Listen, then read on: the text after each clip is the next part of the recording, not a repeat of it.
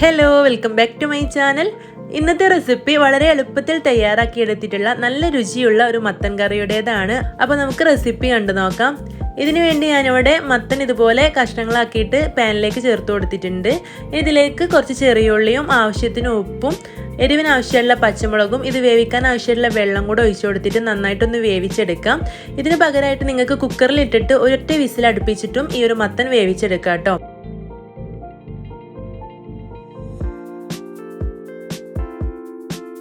ചെറിയുള്ളിയൊക്കെ ഇട്ടിട്ട് നല്ല ടേസ്റ്റ് ആയിട്ടാണ് നമ്മൾ തയ്യാറാക്കി എടുക്കുന്നത്. അപ്പോൾ നിങ്ങൾ ഒരു തവണ ഇതുപോലെ തയ്യാറാക്കി നോക്കണം കേട്ടോ. അപ്പോൾ അത് വേവിക്കാനായിട്ട് അടച്ചു വെച്ചിട്ടുണ്ട്. ഇതിലേക്ക് ആവശ്യമുള്ള തേങ്ങ ചിരവിയതും കുറച്ച് കറിവേപ്പിലയും അരച്ചെടുക്കാൻ ആവശ്യമായ വെള്ളം കൂടെ ഒഴിച്ച് നന്നായിട്ട് അരച്ചെടുക്കാം. ഇപ്പോൾ ഇവിടെ മത്തനൊക്കെ നന്നായിട്ട് വെന്ത് വന്നിട്ടുണ്ട്.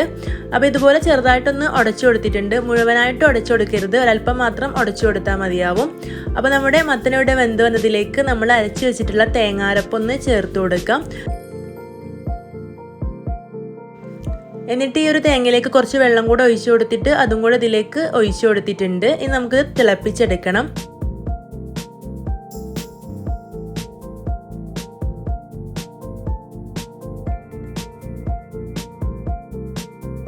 അപ്പോൾ ഇതിവിടെ തിളച്ച് വന്നിട്ടുണ്ട്. ഇനി നമുക്കിതിലേക്ക് താളിച്ച് ഒഴിക്കണം. അതിന് വേണ്ടിയിട്ട് 1.5 ടേബിൾ സ്പൂൺ വെളിച്ചെണ്ണയിലേക്ക് കടുക് ചേർത്ത് കൊടുത്തിട്ടുണ്ട്.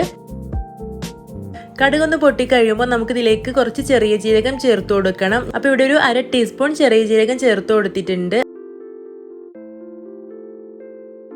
ഇതിലേക്ക് കറിവേപ്പിലയും വറ്റൽമുളകും ചേർത്ത് കൊടുത്തിട്ടുണ്ട്. കൂടെ തന്നെ ഒരല്പം മഞ്ഞൾപ്പൊടി കൂടെ ചേർത്ത് കൊടുത്തിട്ടുണ്ട്. മഞ്ഞൾപ്പൊടി ഓപ്ഷനിലാണ്, നിങ്ങൾക്ക് താല്പര്യം ഉണ്ടെങ്കിൽ മാത്രം ചേർത്ത് കൊടുത്താൽ മതി. കറിയുടെ ഒരു കളറ് മഞ്ഞയായിട്ട് കിട്ടാൻ വേണ്ടിയിട്ടാണ് ഇതുപോലെ ചേർത്ത് കൊടുത്തിട്ടുള്ളത്.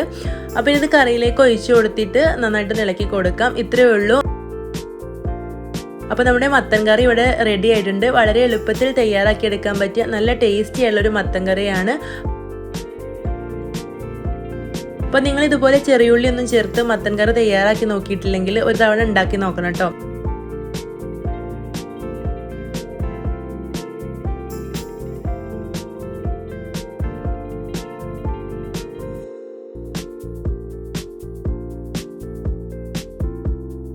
അപ്പോൾ നല്ല രുചിയുള്ള ഈ ഒരു മത്തൻ കറിയുടെ റെസിപ്പി നിങ്ങൾക്ക് ഇഷ്ടമുണ്ടെങ്കിൽ മറക്കാതെ ലൈക്ക് ചെയ്യണം. ഫ്രണ്ട്സിനും റിലേറ്റീവ്സിനും ഒക്കെ ഷെയർ ചെയ്ത് കൊടുക്കണം. വീഡിയോ ആദ്യമായിട്ട് കാണുന്ന കൂട്ടുകാരാണെങ്കിൽ ചാനൽ ഒന്ന് സബ്സ്ക്രൈബ് ചെയ്തിട്ടും കൂടെ സപ്പോർട്ട് ചെയ്യണം കേട്ടോ. ഇനിയും ഇതുപോലുള്ള ഈസി ആൻഡ് സിമ്പിൾ റെസിപ്പീസൊക്കെ ആയിട്ട് വീണ്ടും കാണാം. താങ്ക്